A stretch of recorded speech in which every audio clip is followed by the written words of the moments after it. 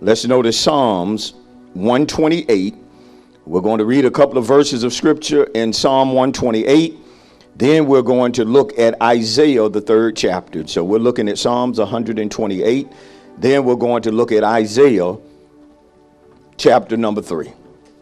Notice, if you will, Psalms 128, verses 1 and 2.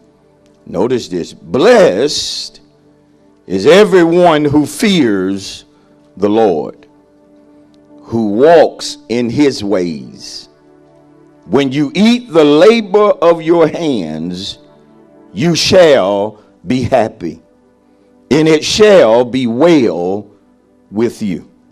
Psalm 128:1. Blessed is everyone who fears the Lord, who reverence and honors God. Notice he then gives a definition, a biblical one, of what it means to fear God. Because notice he said, blessed is everyone who fears the Lord, who walks in his ways. So when a person truly fears God, he or she is going to walk in God's way, or they're going to be obedient to God. Do y'all see that? Now, when you eat the labor of your hands, you're going to be productive. You shall be happy, and it shall be well with you. Of course, the psalmist is speaking prophetically that you're going to be happy. Shall connotes a promise. You shall be happy. It shall be well with you. But again, you got to walk in God's ways. You got to keep God's command. And the only way you're going to do it is that you trust him. If you're doubting God, or if there is unbelief in you, then you're not going to walk in his ways. What am I going to do, Pastor? Probably I'm going to walk in my own ways. I'm going to do what man tells me to do rather than what God tells me to do. Why? Because I don't trust him the way that I need to. Amen. There's doubt in me. Blessed is everyone who fears the Lord, who walks in his ways. When you have a problem walking in God's ways, it suggests you're not trusting God the way you need to. And you need to do what we've been teaching on. You need to divorce doubt. Because if you divorce doubt, you can walk in his ways. You can do what he tells you to do. Notice Isaiah, the 3rd chapter. Notice Isaiah 3:10 says, say to the righteous that it shall be well with them, for they shall eat the fruit of their doings. Isaiah says, say to the righteous, proclaim to the righteous, preach to the righteous, that it shall be well with them, for they shall eat the fruit of their doings. And so, again, to walk in God's ways, to know that it is going to be well with me, I have to divorce doubt. Now listen, one key to being happy is knowing that it's well. Come on. If you know that it's well, you can be happy. You can be happy. It don't matter what you're going through. If you know within yourself that it's well, you can be happy. Come on, you can be happy. But again, you can't know that it's well if you're not trusting God the way you need to. The only way to know that it's well, you have to divorce doubt. You have to divorce doubt. And when you divorce doubt, listen, not only are you going to know that it's well, but you're going to be empowered to be happy. And so this morning's subject is divorce doubt. And the subtopic is be happy. Be happy. Look at somebody and tell him or her, the subject this morning, divorce doubt. Tell your neighbor the subtopic, be, finish it. Happy. Look at 3 people and tell him or her, be happy. Be happy. Come on, y'all didn't say it right. Shout it to 3 people. Be happy. Be happy. Be happy. Remember what I've been saying, that if we divorce doubt, we can be who God has ordained us to be. We can have what he has ordained for us to have, and we can do what he has ordained for us to do. Is that still in you? That if I divorce doubt, if I separate myself from doubting God, there's no unbelief in me, I'm done with doubting, there has been a split, a disconnection when it comes to doubting the Most High God, then I can be who he has ordained for me to be. I can have what he has ordained for me to have, and then I can do what he has ordained for me to do. But in order to do it, I have to disconnect from doubt. I got to divorce doubt.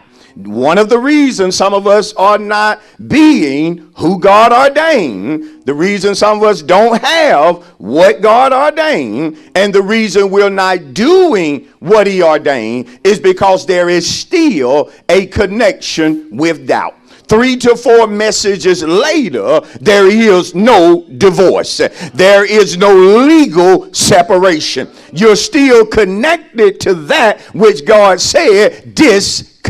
But you say, Pastor, I've been trying to divorce doubt. Why have you been trying to do something that God told you to do? One thing you'll learn about God, that if he tells you to do something, you don't have to try. You just go ahead and do. Why? Because if God said do, then there is power for me to do. And whenever you get in your little mind that you're going to try to do what God said, then opposition is going to overwhelm you, because you never truly had an intent to do it anyway. You just wanted to make an attempt in case somebody say, look, you didn't do it. Then you can offer up that lame excuse. Well, oh Lord, some of y'all, anybody ever gave you that lame excuse when they didn't come through? Well, I tried.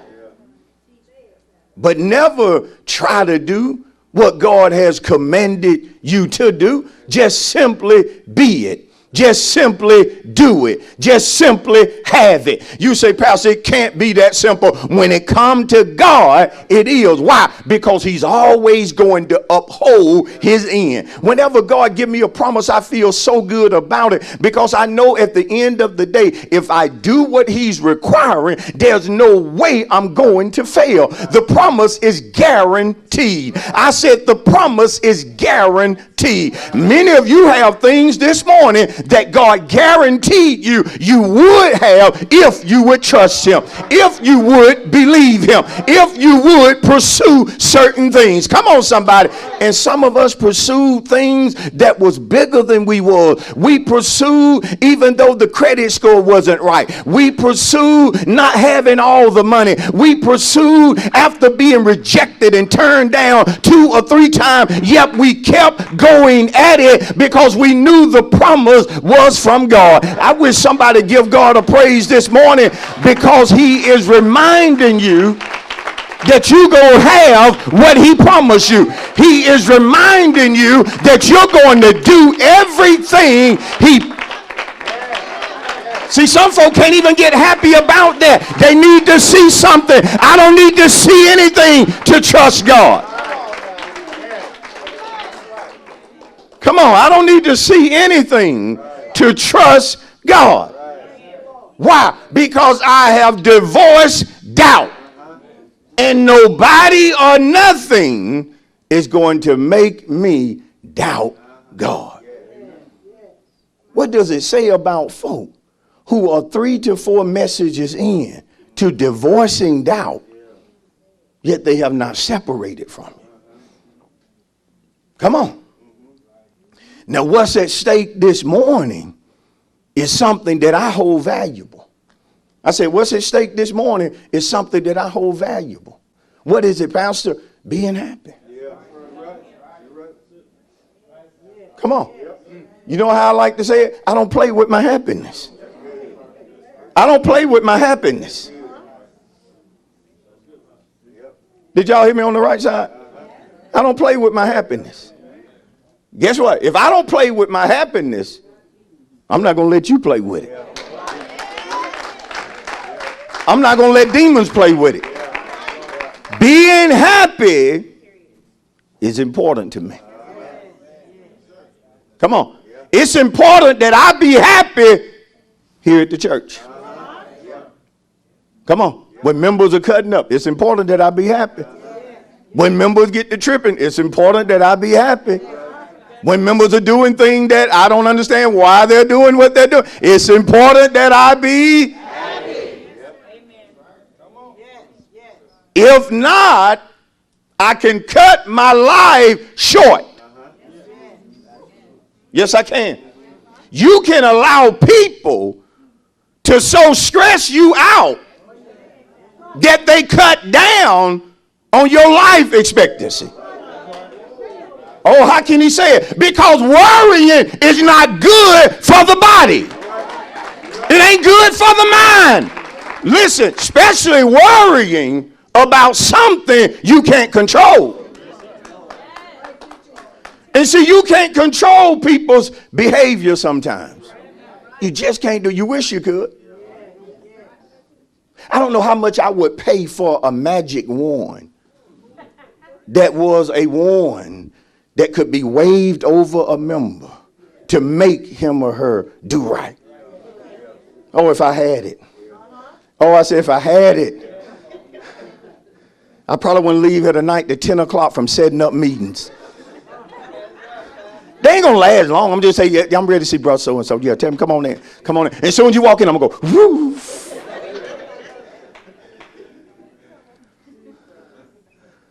How that marriage been going? Pass it, didn't you? Ho, ho, woo. But since I don't have the wand, do you have it? Before I go forward, do you have it? I don't have it. So being happy is not just something that's important. Listen to me.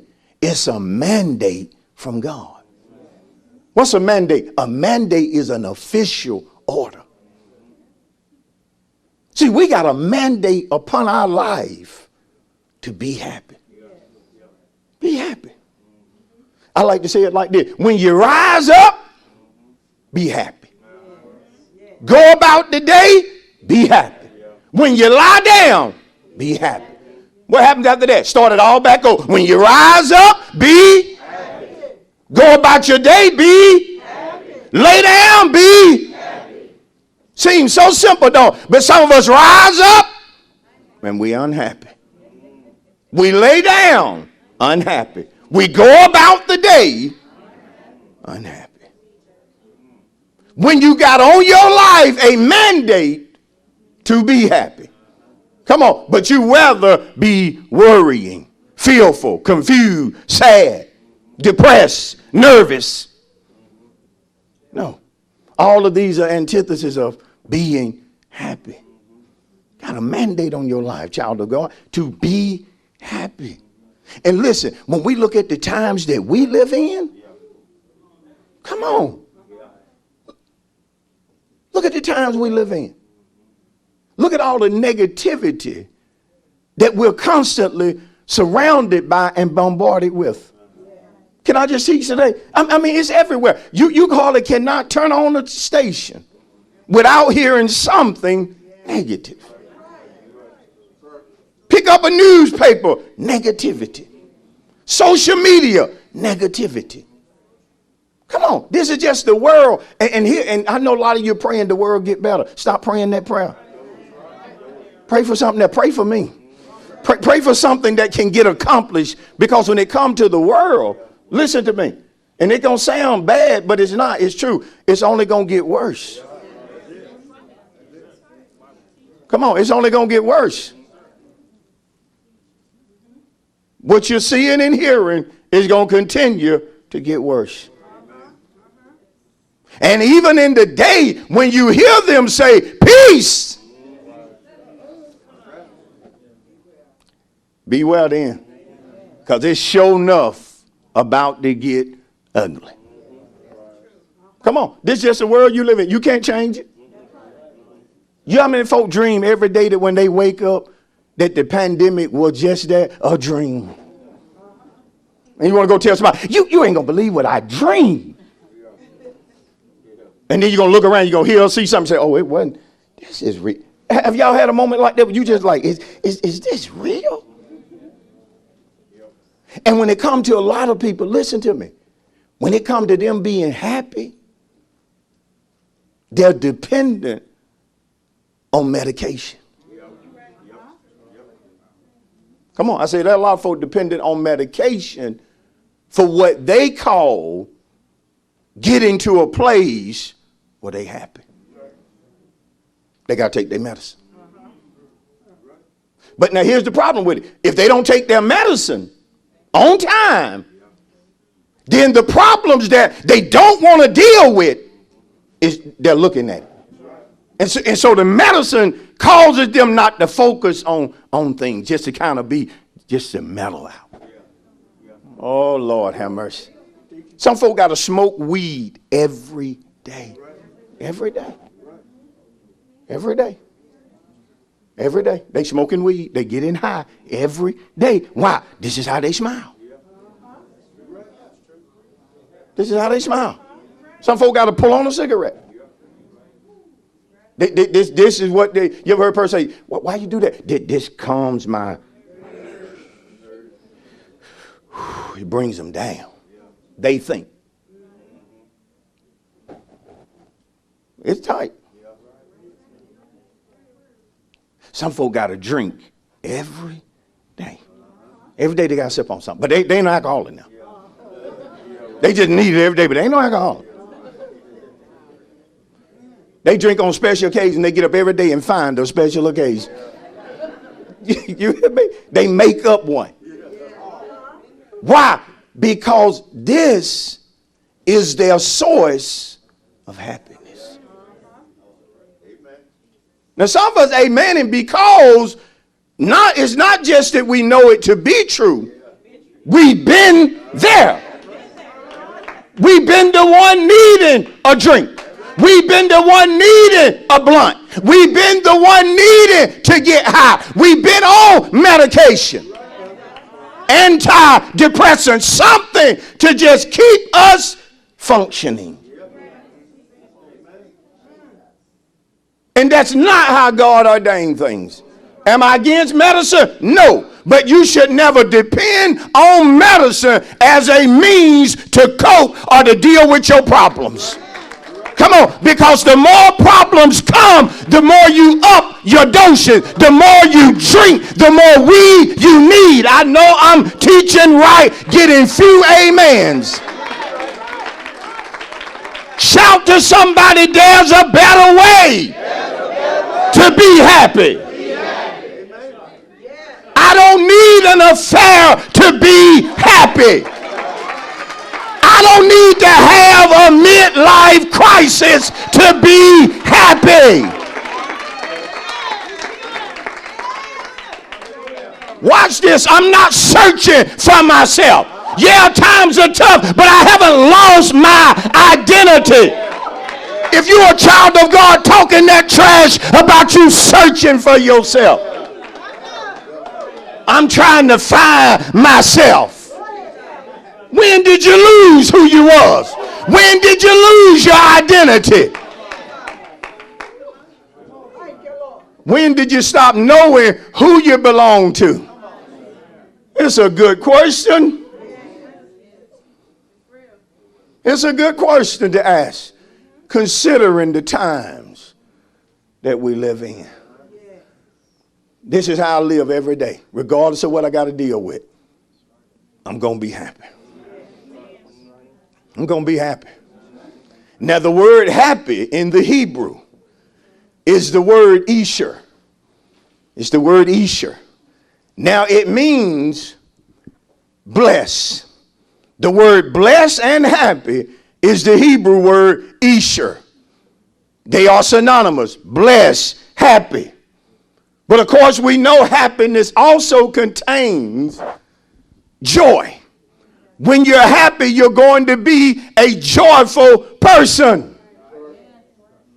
What did Nehemiah say in Nehemiah 8 and 10? The joy of the Lord is the joy of who? The joy of who? See, when God becomes your source for joy, your source for happiness,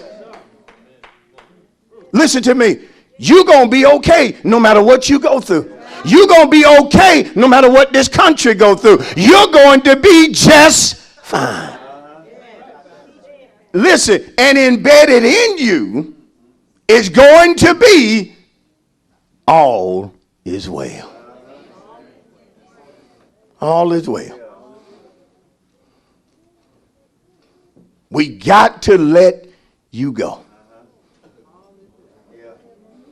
And we're only going to give you a 1-month service package. We appreciate you. Can you leave saying, it's well. It's well. Your last report looked good. But this report, we have to inform you that we're seeing what we didn't want to see. Can you leave the doctor's office saying it's, I'm messing with some folk. Can you be lied on by folk you've been good to, yet the lies they telling keep getting back to you? Can you say when you hear the lies, it's well. It's well. Listen, if you don't have it, you can leave here with it. You can leave here with it embedded in your spirit that it is bank account getting low, but it is bills due, but it is.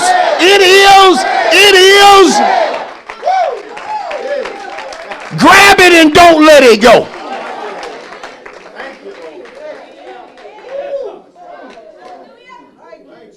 Not what I wanted to hear, not what I was expecting to hear, but it's well. Going to be happy. Thought y'all were going to finish it. Any.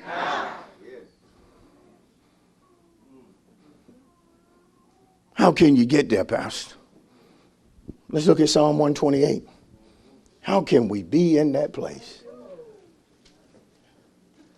Man, I wake up some days and some stuff I hear, I know it don't make no sense, but I'm just like, y'all ain't going to bother me. You ain't going to bother me. Don't eat this. You ain't bothering me. I heard a man the other day talking about don't eat tomatoes. My tomatoes are... I had one laying on the counter. I said, it's well. It's well. Don't go on and fry them green tomatoes. It is well. You just have to get it in you. When you look at the racial tension, and you clearly know there are those who just begging for a racial war, just want a civil war to break out. Whose side you on? I'm on the Lord's side. And I ain't fighting. Nobody ain't did nothing to me. Come on. I ain't marching for a cause I don't believe in. I ain't standing with signs and don't know the agenda. Oh, teach it right, Pastor. You ought to get with us because you such and such. It is well. Leave me out. Leave me. See, when you know it's well, you don't need certain folk approval.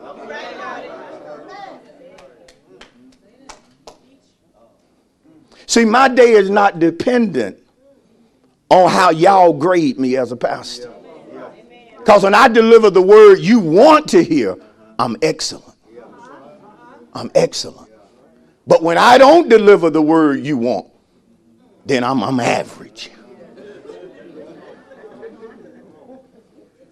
He losing a little bit of the... Why I'm losing? Why I can't be you losing?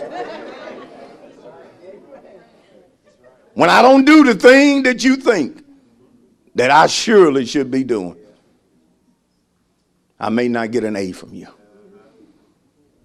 You see what I'm saying? But isn't it comforting to know that I don't live based upon how you grade me?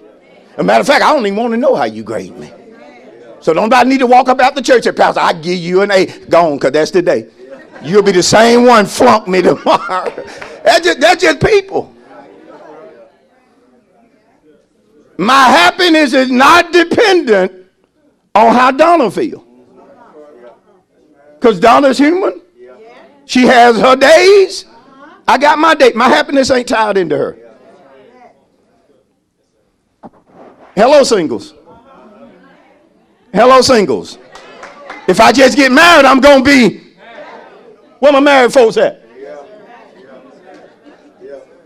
Now, some folk can't raise their hand because their happiness is tied into their spouse or a person. And if they get that person's approval, then they feel good about themselves. But if they don't get that approval, then they back to, well, what's wrong with me? I went the whole day and nobody tell me that I look good. Come on, you still, that's still. You know, I just been thinking, what you been thinking about? It's been 2 weeks now, but so-and-so told me 2 weeks ago that my shoes didn't match my dress. I don't know why did she not see the red in? See, my thing is, you've been thinking about that for 2 weeks.